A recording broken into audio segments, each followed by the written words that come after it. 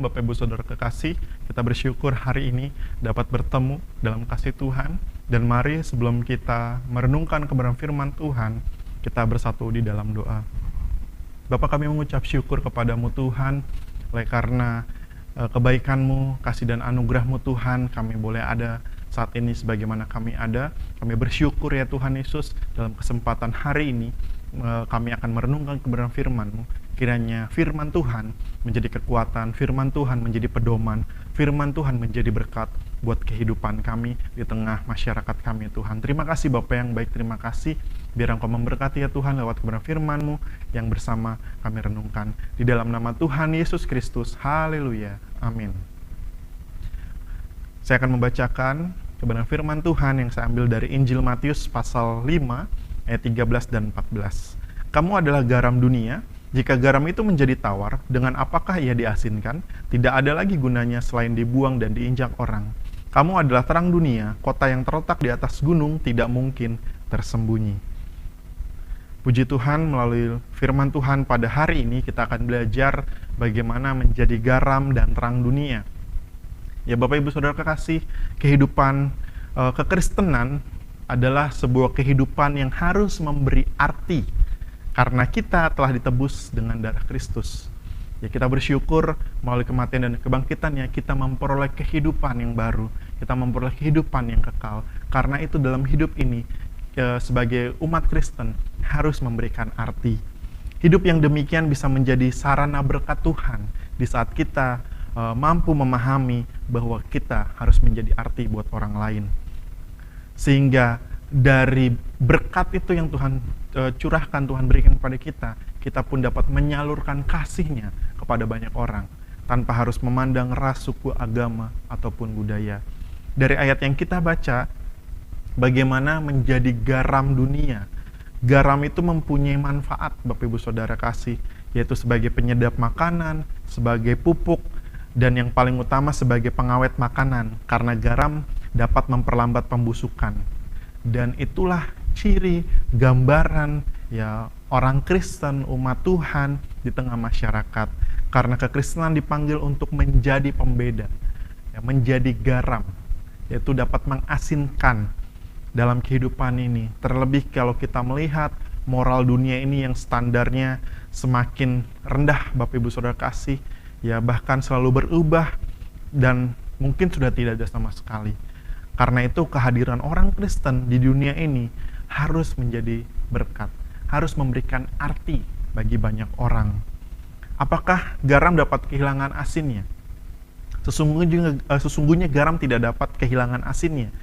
Jadi dengan ungkapan garam yang menjadi tawar, Tuhan ingin menegaskan bahwa kita, umat Kristen, dapat berperan sebagai garam jika kita dapat mempertahankan kehidupan kita di tengah masyarakat.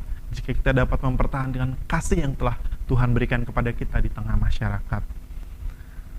Dan juga sebagai umat Kristen, kita harus berperan sebagai terang dunia.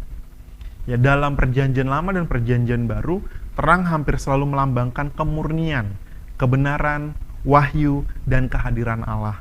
Nah, kita bersyukur Bapak Ibu Saudara kasih, norma-norma kerajaan Allah yang diterapkan dalam kehidupan kita memberikan makna bahwa kita harus menjadi saksi Tuhan yang telah memberikan kuasanya kepada kita.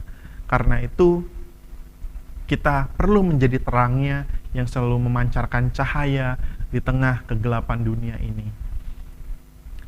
Fungsi terang adalah menerangi dunia dan memperingatkan kita untuk senantiasa melalui sikap tindakan yang didasarkan oleh kasih, agar senantiasa memancarkan kasih Tuhan bagi banyak orang. Seperti halnya di Injil Matius pasal 22 ayat 39, kasihilah sesamamu manusia seperti dirimu sendiri. Ini menjadi dasar kehidupan kita, bagaimana kita perlu menjadi garam dan terang dunia ini, sehingga dalam kehidupan kita nyata kasih Tuhan yang telah tercurahkan bagi hidup kita. Terang tidak boleh ditutupi dan tidak bisa ditutupi, apalagi disimpan, sehingga fungsi orang Kristen sebagai terang adalah menyuarakan kebenaran dan keadilannya. Ketika melihat keadaan dunia ini, seharusnya kita semakin menyadari dan mensyukuri bahwa hidup kita harus menjadi pembeda. Hidup kita harus menjadi garam dan terang dunia. Dunia ini memerlukan garam ya untuk mencegah dari hal-hal yang sudah mulai busuk, hal-hal yang sudah mulai hina, hal-hal yang sudah mulai hambar. Karena itu kita harus mengasinkan kehidupan dunia ini. Dan kita ya perlu juga menjadi terang supaya menyingkapkan selalu ya terang kita di tengah masyarakat. Ketika terang itu hadir, kegelapan akan hilang. Sehingga menuntun orang kepada jalan terang itu. Puji Tuhan, melalui kebenaran firman Tuhan pada hari ini kita belajar dan diingatkan untuk senantiasa menjadi garam dan terang dunia.